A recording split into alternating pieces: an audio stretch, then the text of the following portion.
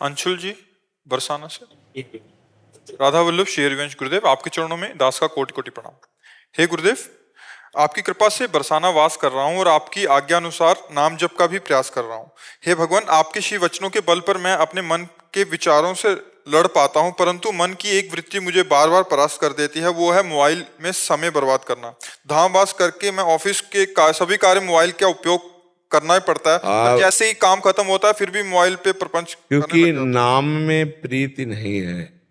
नहीं, बहुत बुरा लगेगा, बहुत बुरा लगेगा। जिसके संग से हमारा भजन छूट जाए, वो व्यक्ति, वो वस्तु, वो पदार्थ, वो वृत्ति दुश्मन की तरह चुभती है भक्त को। जाके प्रिय राम वैदेही, तजिए ताहि कोटि बैरी सम, यद्यपि परम स्नेही। करोड़ों दुश्मन के समान उसका त्याग हो जाए। तो मोबाइल शत्रु नहीं है, मोबाइल मित्र है। मोबाइल से आप एकांतिक सुन सकते हैं, मोबाइल से आप सत्संग सुन सकते हैं, मोबाइल से आप भागवतिक बातें भी तो देख सकते हैं। तो आप भागवतिक बातें क्यों नहीं देखते जब भक्त हैं? आप गलत क्यों प्रयोग करते हैं? मान लो गेम खेलना, इधर उधर के सीरियल देखना, इधर उधर की बातें देखना, वो आपके ऊपर है ना। तो आप शासन कीजिए अपने ऊपर। आप इतनी छूट, अरे जब 25 वर्ष 30 वर्ष पहले मोबाइल की रचना नहीं हुई थी, तब क्या भारत में जी नहीं रहा था क्या कोई? आज मोबाइल रच गया तो सब इंटरनेट में ही, मोबाइल में ही प्रपंच देखने में समय नष्ट करते हैं। वो सहयोगी भी है, उसमें गुण भी है। अब पहले था कि किसी को खबर भेजनी है तो कार्ड, पोस्ट कार्ड डालकर महीना 15 दिन में चिट्ठी पहुंचती थी, मिनट के अंतर में अमेरिका में बात कर लो। कितना मतलब सहयोग हो गया। वो जब कभी कोई इमरजेंसी होता था तो तार आता था, तो बोले उनके यहाँ तार आया है, कोई घटना जरूर घटी है। अब यहाँ 1 मिनट में लगाओ नंबर, कहीं भी बात कर लो। तो मोबाइल हितकारी भी है। मोबाइल से केवल नुकसान ही नुकसान हो ऐसी बात नहीं है। मोबाइल से ही सुनकर आप लोग जुड़े हो, मोबाइल से सुनकर आप लोग आए हो। नहीं तो हमारे सत्संग को इतने लोग बैठे हैं, अगर यही जो बात हम आपसे कह रहे हैं ये कई लाख लोग सुनेंगे, मोबाइल से सुनेंगे ला। ये कई लाख लोग तो यहाँ नहीं बैठ सकते, छोटी जगह है, लेकिन इसका लाभ बड़ा हो रहा है। भारत के लोग, विदेश के लोग भी इसको सुन रहे हैं, मोबाइल से तो सुन रहे हैं। तो मोबाइल को हम दोष ना दे, हम मोबाइल में दोष दर्शन न करें। मोबाइल में जो दोष भरा हुआ है उसका दर्शन न करें। कितना बढ़िया है। कल क्या सत्संग हुआ था अभी आप सुन लो मोबाइल में, 1 महीना पहले क्या सत्संग हुआ था वो भी सुन लो। तो मोबाइल बुरा नहीं है, मोबाइल का प्रयोग बुरा आप करते हो तो बुरा है। इसको तो बहुत ये चुभना चाहिए, ये कष्ट होना चाहिए कि अरे यार समय बर्बाद हो रहा। समय से कीमती क्या चीज हो सकता है? ये फिल्म है, ये सीरियल है, ये नौटंकी नाटक है, ये हंसी मजाक की बातें, हमारा समय बर्बाद हो रहा है। हम नाम जप करेंगे, हम सत्संग सुनेंगे, और जब मन कह रहा है कि हमको ये देखना ही है तो धीरे से बटन स्विच वाली में तुम्हारा अंगूठा जाए, ऑफ कर दिया, नहीं देखेंगे। ऐसे जिद्दी स्वभाव बनाना पड़ेगा। मन कह रहा है अब ये सीरियल देखना है, अब हमको गेम खेलना है, अब हमको ये, हमारा हाथ सीधे ऑफ में जाए, मोबाइल ऑफ कर करके रख दिया, नहीं देखेंगे। राधा राधा राधा राधा ऐसे लड़ा जाता। अगर लड़ोगे नहीं तब तो फिर गिरा देगा, फिर धीरे धीरे गंदी बातें देखने लगेगा मन, फिर गंदा व्यवहार आ जाएगा, आ जाता है। हमको केवल जितना सुनना है उतना सुनना है, इसके बाद उसको बंद करके रख देना है। ज्यादा मोबाइल का प्रयोग, कुछ लोग तो लगे ही रहते हैं मोबाइल में, बात कर रहे हैं तो 20-20 मिनट बात कर रहे हैं मोबाइल से भी।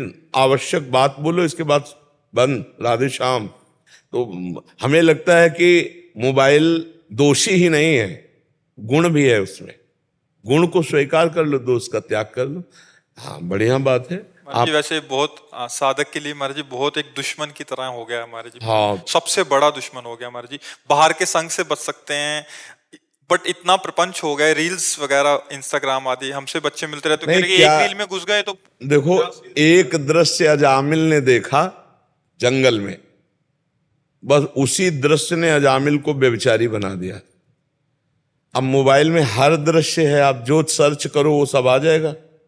अगर ऐसे दृश्यों को देखें नौजवान तो उनकी हालत क्या हो जाएगी। तन्मयता आती है, जो हम सुनते हैं, जो हम देखते हैं, उसी में हमारा मन राजी हो जाता है। तो फिल्में, गंदी बातें, गंदी चेष्टाएं, ये भी सब हैं उसी में।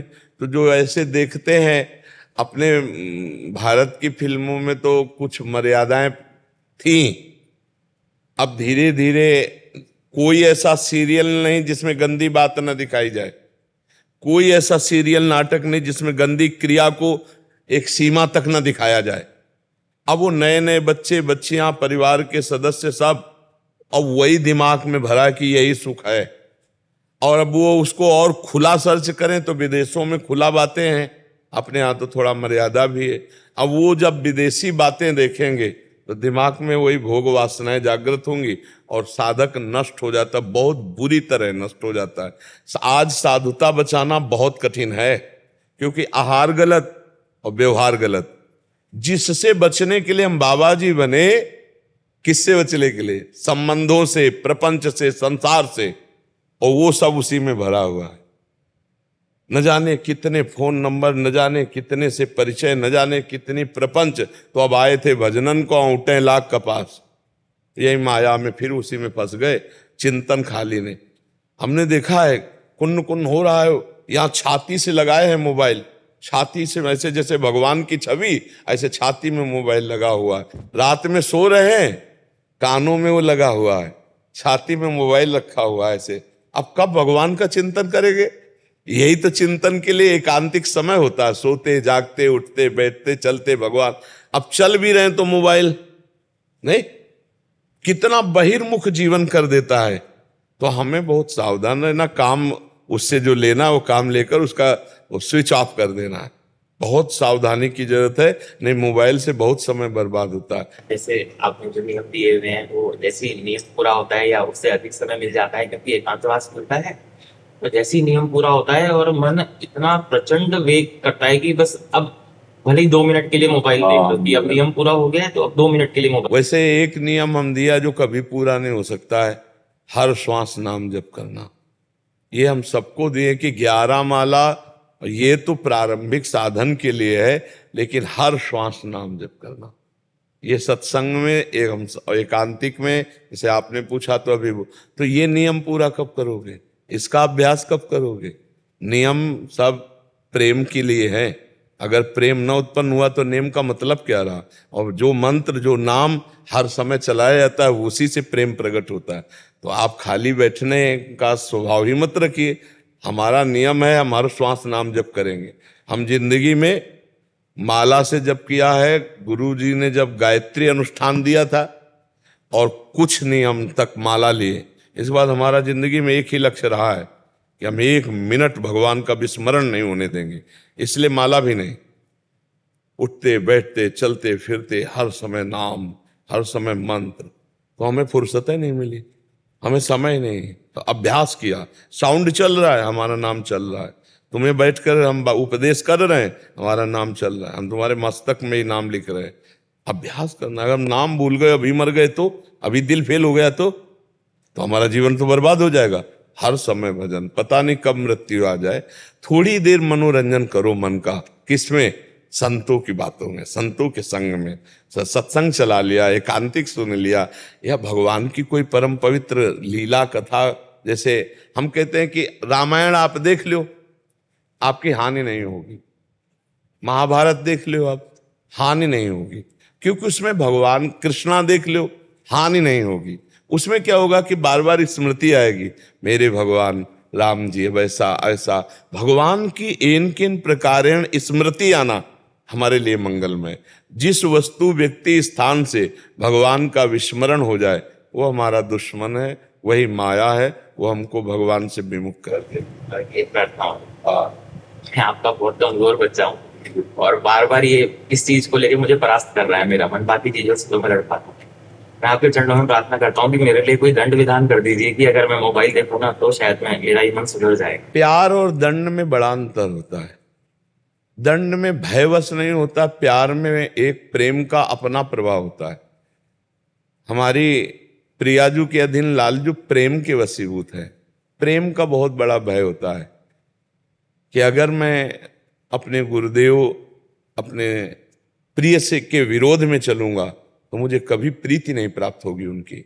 यही सबसे बड़ा भय।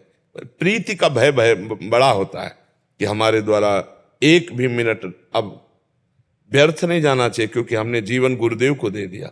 राधा राधा राधा, हाँ खूब, जब मन ना लगे तो सो जाओ, भले लेट जाओ, लेकिन गंदी बातें या मोबाइल आदि में समय नष्ट हो, क्योंकि सो गए तो इंद्रियां पुष्ट होंगी, जब फिर जगेंगे तो फिर भजन करेंगे, लेकिन हम गलत आचरण नहीं करेंगे। व्यास भरोसे कुंवर के सोवत पाव प्रसाद, लेकिन हम गलत नहीं जाएंगे। नहीं, कबहू तो थोरो भजन, कबहू होत विशाल, मन को धीरज छुटे नहीं, गाहे न दूजी चाल, तो बढ़िया बात बन जाएगी। जीवन में ध्यान रखना चाहिए कि अब मेरा जीवन का समय गुरुदेव को समर्पित है। गुरुदेव के समर्पित समय को मैं नष्ट नहीं कर सकता, मैं उसको भगवत स्मरण में ही लगाऊंगा। नहीं मन लग रहा तो मंदिर चले जाओ, खाली हुए लाडली जी के दर्शन करो, वहीं बैठे हैं, प्रियालाल के महल में बैठे हैं। मोबाइल को देखने से क्या है, आवश्यक काम का प्रयोग करके उसको शांत रखो, और धीरे धीरे मन को हटाया जाता है। आज से मोबाइल एकदम नहीं देखेंगे, फिर परेशान हो जाओगे। आप आधा घंटा देखते हो, 10 मिनट छोड़ो, 20 मिनट देखो, फिर 1 महीना व्यतीत करो, फिर 10 मिनट और हटा दिए, अब 10 मिनट देखा, फिर 5 मिनट हटा दिए, फिर बंद कर दिए। ऐसे जीता जाता है विषयों में। जो एकदम कसम खा लेते हो, 10-20 दिन के बाद एकदम टूट के फिर उसी में गिर जाते हैं। विषय धीरे धीरे छोड़ा जाता है, भजन बढ़ाया जाता है और धीरे धीरे छोड़ा जाता है। आज के बाद एकदम कसम खा ली मैं ऐसा नहीं करूंगा, नहीं चलेगा, महीना 2 महीना मुंह भरा गिरोगे। धीरे से उसे धीरे धीरे क्रम करके जितना छोड़ते चले जाओ, फिर उसको दोबारा स्वीकार ना करो तो विषय पर विजय प्राप्त कर लोगे। समझ गए?